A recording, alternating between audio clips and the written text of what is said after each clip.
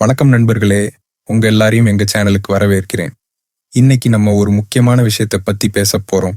உங்க உறவில யாராவது உங்களை உணர்வு பூர்வமாக கையாளறாங்கன்னு நீங்க நினைக்கிறீங்களா? நீங்க என்னதான் செஞ்சாலும் அவங்க கோவமா இருக்கிற மாதிரியோ அல்லது எப்பவும் உங்களை குற்ற உணர்ச்சிக்கு உள்ளாக்குகிற மாதிரியோ ஒரு உணர்வை ஏற்படுத்துறாங்களா? அப்படியானால் இந்த வீடியோ உங்களுக்காக தான். இந்த மாதிரி சூழ்நிலைகளை எப்படி திறம்பட கையாள்வதுன்னு சொல்லித்தர ஒரு அற்புதமான முறையை பத்தி நம்ம பார்க்க போறோம்.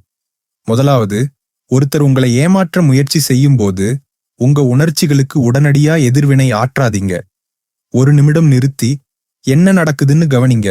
அவங்க உங்களை குற்ற உணர்ச்சிக்கு ஆழ்த்தறாங்களா? உங்க உணர்வுகளை செல்லாததாக்குறாங்களா? இந்த மாதிரி சூழ்நிலைகளை நிதானமா பார்க்கும்போது அந்த சூழ்ச்சியை உங்களால எளிதா புரிந்து கொள்ள முடியும். உங்கள் எல்லைகளை பராமரிக்கவும் உறவுல ஆரோக்கியமான எல்லைகளை உருவாக்குவது ரொம்ப முக்கியம். ஒரு விஷயத்தை உங்களால் செய்ய முடியாது அல்லது செய்ய விரும்பவில்லை என்றால் அதை அமைதியாகவும் உறுதியாகவும் சொல்லுங்க. உங்க எல்லைகள் மதிக்கப்பட வேண்டும் என்பதில் தெளிவாக இருங்க.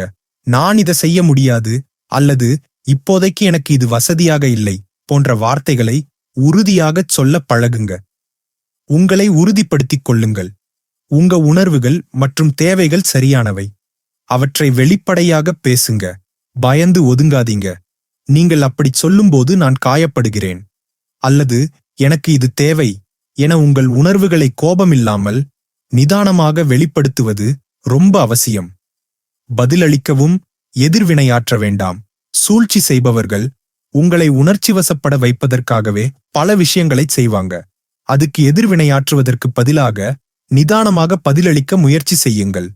அப்படி ஏன் சொல்றீங்கன்னு எனக்கு தெரியல அல்லது இது பற்றி பிறகு பேசுவோம் என்று சொல்லி அந்த தருணத்திலிருந்து விலகி இருங்க.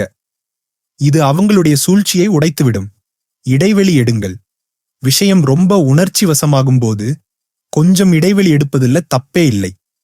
அந்த இடத்திலிருந்து விலகி உங்க மனதை அமைதிப்படுத்த ஒரு சில நிமிடங்கள் எடுத்துக்கொள்வது நீங்க தெளிவான முடிவுகளை எடுக்க உதவும். பிறகு நீங்கள் நிதானமாக இருக்கும்போது அவர்களுடன் பேசலாம்.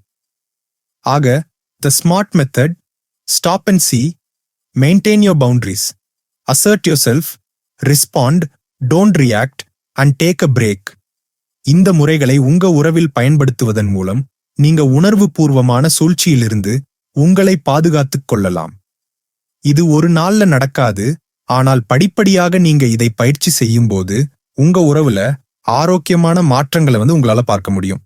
இந்த வீடியோ உங்களுக்கு பயனுள்ளதாக இருந்திருக்கும்னு நம்புறேன். இந்த மாதிரி இன்னும் பல பயனுள்ள தகவல்களுக்கு எங்க சேனலை சப்ஸ்கிரைப் பண்ணுங்க. உங்க நண்பர்களுக்கும் இதை ஷேர் பண்ணுங்க. அடுத்த வீடியோவில் சந்திப்போம். நன்றி.